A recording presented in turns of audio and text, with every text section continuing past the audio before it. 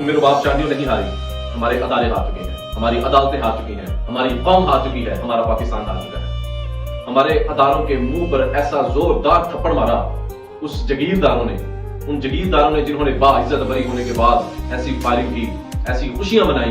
یقین کریں میں تو خود پریشان ہوں کہ کون سا ایسا قلعہ فتح کیا کہ وہ واپسی آ کر عدالت سے جناب اتنی فائرنگ کرتے ہوئے نظر آئے۔ باقاعدہ سوشل میڈیا پر ویڈیوز وائرل ہیں کہ وہ ایسی فائرنگ کر رہے ہیں۔ وہ اکیلی بچی جو عدالتوں کے چکر کاٹتی رہی، وہ اکیلی بچی کہاں سندھ سے شروع ہو کر اسلام آباد تک کا سفر کرتی رہی، وہ اکیلی بچی کہاں وہ کچہریوں کے چکر کاٹتی رہی، وہ اکیلی خاتون، وہ اکیلی بیٹی کہاں کہاں نامحرم مردوں کے درمیان میں کھڑے ہو کر انصاف کے لیے بھیک مانگتی رہی۔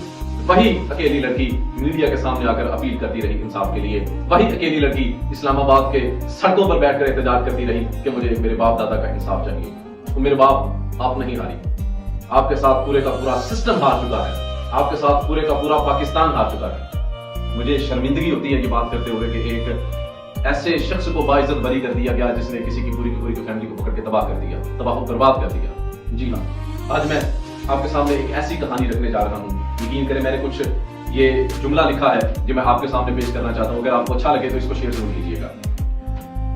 جو صرف ایک بیٹی کی کہانی نہیں بلکہ پورے معاشرے کی کہانی ہے، ایک ایسی بیٹی کی کہانی جس کا نام میرے باپ چانڈیو ہے۔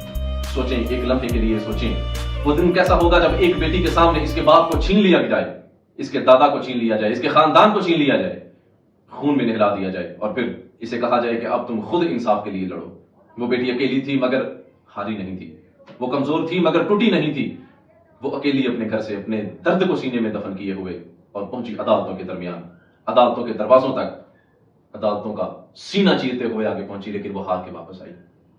ہر دن، ہر پیشی، ہر تاریخ اس کے لیے ایک نئی اذیت تھی۔ وہ قطاروں میں کھڑی رہی، دھکے کھاتی رہی، گرمی میں، سردی میں، دھوپ میں، لوگوں کی نظروں میں سوال بن چکی تھی۔ کبھی اس نے میڈیا کے سامنے فریاد کی، کبھی سڑکوں پر کھڑے ہو کر انصاف مانگا، کبھی اسلام آباد کی سڑکوں پر بیٹھی رہی کہ شاید کوئی سن لے، شاید کوئی سمجھ لے۔ مگر کیا ہوا؟ کیا اس کی آواز سنی گئی؟ کیا اس کے آنسو، اس کی کوئی قیمت لگی؟ وقت گزرتا گیا، تاریخ پہ تاریخ پڑتی رہی اور آخرکار وہ لمحہ آیا جس کا اسے ڈر تھا، جب عدالت نے فیصلہ سنایا اور وہ لوگ جن پر اس کے باپ اور خاندان کے قتل کا الزام تھا وہ آزاد کیے گئے۔ یہ سن کر صرف ایک بیٹی نہیں ہاری بلکہ انصاف ہار گیا، انسانیت ہار گئی اور ہم سب کہیں نہ کہیں ہار گئے۔ آج سوال یہ نہیں کہ وہ بیٹی ہار گئی، آج سوال یہ ہے کہ ہم کہاں کھڑے ہیں۔ کیا ہم نے کبھی سوچا کہ اس بیٹی کے دل پر کیا گزری ہوگی جب وہ عدالت سے باہر نکلی ہوگی اور اسے محسوس ہوا ہوگا کہ اس کی ساری جدوجہد، اس کے سارے آنسو سب بے معنی ہو گئے۔